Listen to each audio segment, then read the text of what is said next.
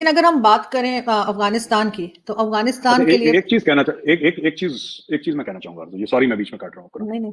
लोगों ने बोला इंडिया में बनेगा तो वो प्रोडक्ट इतना अच्छा नहीं होगा, और आपने कहा कि इंडियंस नहीं ये बात बोली।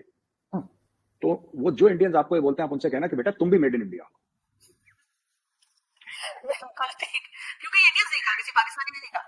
वो बात ठीक है, वो बात ठीक है, हाँ। बट आप उन इंडियंस को बोलना। शहीद शहीद Bhagat Singh also made in India, Chandrashekhar Azad also made in India, APJ Abdul Kalam also made in India. तो ऐसी बात नहीं, इंडिया की क्वालिटी वर्ल्ड क्लास है। मोदी जी जो इंडिया को स्टेरॉइड्स लगाकर बिल्कुल 140 की स्पीड पे दौड़ा रहे हैं पूरी दुनिया में, he is also made in India. Everybody, ये तो जितने भी हमारे ग्रेट लोग हैं, everybody is made in India. ठीक है, इट्स ऑलराइट। लेकिन खैर लोगों को डाउट होता है तो वो कुछ ना कुछ बात करते रहते हैं। अब ये अलग बात है कि जब बनेगा तब देखा जाएगा कि क्या होता है।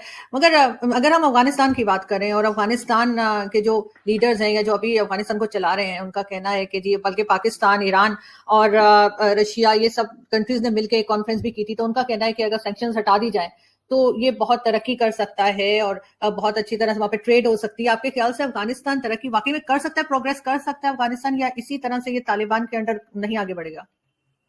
देखिए, मुझे नहीं लगता कि अफगानिस्तान वैसे तरक्की कर पाएगा जैसे अफगान सोच रहे हैं। लेकिन एक चीज जरूर हो सकती है कि अफगानिस्तान को देखिए, मैं बता रहा हूँ, अफगानिस्तान को 30-40 साल तक अगर सैंक्शंस हट गए और अफगानिस्तान में लगातार इन्वेस्टमेंट हुआ, सबसे बड़ी प्रॉब्लम माइंडसेट की है। ठीक है, ये जो एक रेडिकल इस्लाम का वर्जन वहां पे डाल दिया है तालिबान ने लोगों के बीच में। अब हर चीज हराम है, कोई कहता रेडियो हराम है, कोई कहता वॉशिंग मशीन हराम है, कोई कहता टीवी हराम है, कोई कहता ये हराम। अब सभी चीज हराम है, तो फिर अफगानिस्तान तरक्की कैसे करेगा? अब बताइए ना, कैसे तरक्की करेगा कोई मुल्क? और ये मैं भारत के लिए भी कह रहा हूँ, अमेरिका के लिए भी, पाकिस्तान के लिए भी, सबके लिए। जिस मुल्क में औरतें वर्कफोर्स में उतनी शामिल ना हो जितने मर्द हैं, वो मुल्क तरक्की नहीं कर सकता। अपनी बहनों और अपनी बेटियों को पीछे छोड़कर भारत भी तरक्की नहीं कर सकता। अफगानिस्तान तो खैर टोटली डिफरेंट केस है। अगर इंडिया को लगे कि इंडिया सुपर पावर बन जाएगा, और जो हमारी बहनें हैं, जो जो हमारी बेटियां हैं, अगर हम उनको छोड़ दें कि तुम घर पे रहो, तुम सिर्फ खाना बनाओ, ठीक है, या तुम शादी करो, या तुम सिर्फ बच्चे पैदा करो और तुम काम मत करो, अगर हम लोग भी ऐसा सोचते हैं तो हम लोग भी कहीं पहुंच नहीं पाएंगे। तो औरतों को दबा के, औरतों को नीचा करके कोई, देखिए मैं आपको बताता हूँ, इसका कई सोशियो इकोनॉमिक पॉलिटिकल फैक्टर्स भी होते हैं। It is not a simple function of कि भारत जाएगा और भारत वहां पे फैक्ट्री लगा देगा और अफगानिस्तान में दिन दोगुनी रात चौगुनी तरक्की हो जाएगी, ऐसा नहीं होता है। आपको देखना पड़ेगा पूरे माशरे को। चलिए, इंडिया एक फैक्ट्री लगाती है जिसमें कहते हैं कि 5,000 अफगानों को रोजगार मिलेगा, भारत में फैक्ट्री। कल कोई आ जाएगा इस्लामिक स्टेट वाला, सुसाइड बॉम्बर, वहां पे फाड़ देगा, मार देगा लोगों को, 20, 50, 200 लोगों को, कौन जिम्मेदार होगा उसका? वहां पे इंस्टेबिलिटी इतनी ज्यादा है, वहां पे वायलेंस इतना ज्यादा है, हर एक बंदे के घर में 4-4, 5-5 AK-47 वहां पे पड़ी हुई, हर एक के बंदे के घर में ग्रेनेड है, ग्रेनेड लॉन्चर्स है, आरपीजीज है वहां पे। अब how do you work in a society like that? वो औरतों को बुर्का बना के और घरों के अंदर डाल रखा है, ऐसी सोसाइटी वो बनाएंगे क्या फैक्ट्री में? उनको तो ग्राउंड लेवल से आपको खड़ा करना पड़ेगा ना पूरे मुल्क को। और सबसे बड़ी बात, उनका माइंडसेट चेंज करना होगा, इकोनॉमी से पहले माइंडसेट चेंज करना होगा। ये सब तो दिमाग से चलता है ना मामला। अब जिस बिल्कुल जिस सही। कौम ने 40-40 साल तक सिर्फ जंग देखी है और कुछ देखा ही नहीं उसके अलावा, they've seen nothing but war, उनसे आप क्या तवज्जो रखते हो? लैपटॉप बनाएंगे, वो वॉशिंग मशीन बनाएंगे, कार बनाएंगे? वो नहीं बनाएंगे, वो तो बम बना सकते हैं। तो उनको ट्रेन करना पड़ेगा। तो दुनिया फिर उस तरीके से देखे, उस नजरिए से उनको देखे कि सब ठीक है, we will support the Afghans for the next 20-30 years, तब तक वो अपने पैरों पे नहीं खड़े होते। ये स्टोरी है।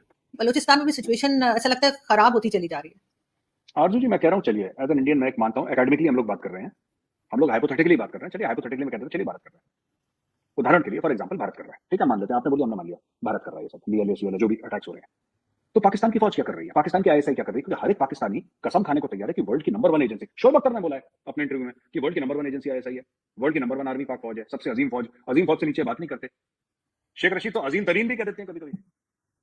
हमें सही। सफर तरीन होना था, अजीम तरीन कर दिया। अब ये अजीम तरीन फौज है, ये तरीन फौज है, वो तरीन फौज है, तो आप रोको ना, क्या दिक्कत है? वहां पे इंडियन आर्मी आके थोड़ी ना लड़ रही है बलोचिस्तान में।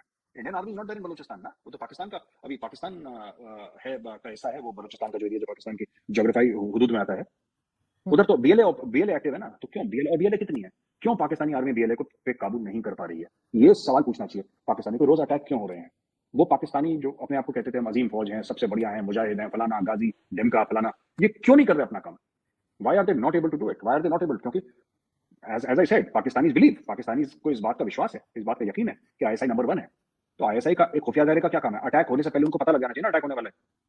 तो दुनिया की नंबर 1 है जिसके सामने सीआईए फेल है, जिसके सामने मोसाद फेल है, जिसके सामने रॉ फेल है, सब फेल है, आईएसआई नंबर 1 है, बाकी सब को काम नहीं आता, सिर्फ आईएसआई को काम आता है। तो आईएसआई क्यों नहीं कर पा रही, रोक क्यों नहीं पा रही? अजीम फौज क्यों नहीं रोक पा रही?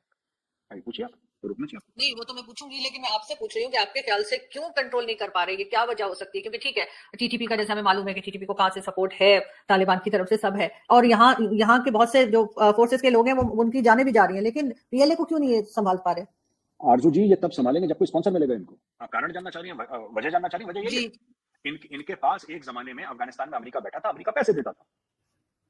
रद्दुल फसाद जब हुआ था, जी। रद्दुल फसाद में कई $100 मिलियन लगे थे।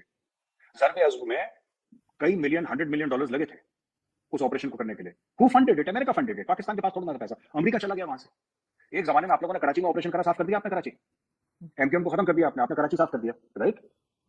उसके देखिए हर चीज के पैसे, अगर पुलिस की गाड़ी थाने से जहां पे वारदात हुई है वहां तक जाती है, पैसे लगते हैं ना, बिल्कुल। उस जर्नी के लिए तेल के पैसे लगते हैं, लोगों की तनख्वाहें हैं, अगर कोई असला खर्च होता है उसके, एवरीथिंग कॉस्ट मनी। मैं कह रहा हूँ चाहे 2,000 रुपए लगे, 5,000 रुपए, 10,000 रुपए, पर पैसे तो लगते ही है, खर्चा तो है स्टेट का। इधर खर्चा कौन करने को तैयार है? There is no. आप अभी इवेंट तभी होता है, अगर इसको इवेंट देखें ना, जैसे इवेंट मैनेजमेंट होती है ना आरजू जी, इवेंट तभी होता है जब स्पॉन्सर मिले, बिना स्पॉन्सर के इवेंट थोड़ा ना होता है। अब स्पॉन्सर नहीं है आपके पास तो कौन करेगा इवेंट? चीनी, आप चाइनीज को बोलिए, चाइनीज मना कर रहे हैं।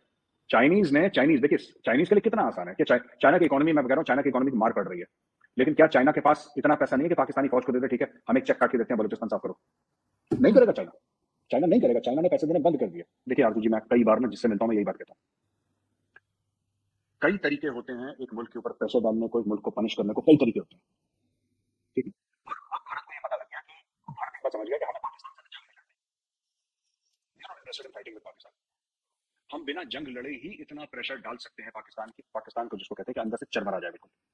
एंड इंडिया, दोस्तों अगर बात की जाए अफगानिस्तान की तरक्की की तो जैसा कि मेजर गौरव आर्या जी ने कहा वैसा ही कुछ हाल इस समय अफगानिस्तान का है और अफगानिस्तान के अंदर तरक्की हो सकती है लेकिन वहाँ के लोगों को इसमें उतरना होगा और वहाँ के लोगों को जो वहाँ की सरकार है उसको भी अपना माइंडसेट बदलना होगा, साथ ही वहाँ के लोगों को हर एक चीज़ को नए तरीके से देखना होगा। और जो वहाँ पर इस्लाम को लेकर के होता है और इस्लाम को लेकर के जो चीज़ें हैं उनको ना मानना इस्लाम की वजह से, या जैसा कि मेजर गौरव आर्या जी ने कहा कि रेडियो हराम है और बहुत सारी चीज़ें हराम है इस्लाम में। तो दोस्तों ये इस्लाम में होता है लेकिन अगर ये चीज़ें नहीं करोगे तो कोई भी रिलीजन हो या फिर कोई भी कंट्री हो वो आगे नहीं बढ़ पाएगा और अगर आप रिलीजन के आधार पर चलोगे। हालांकि ये चीज़ें आजकल के टाइम पे लोग बोलते हैं कि ये हम यूज नहीं करेंगे चाहे वो इस्लामिक हो या फिर कोई भी हो, लेकिन सारे लोग ये चीज़ें इस्तेमाल करते हैं, वो भले ही इस्लाम में ना माना जा रहा हो। लेकिन दोस्तों इसलिए फिर भी पाकिस्तान हो या फिर अफगानिस्तान हो इन सबको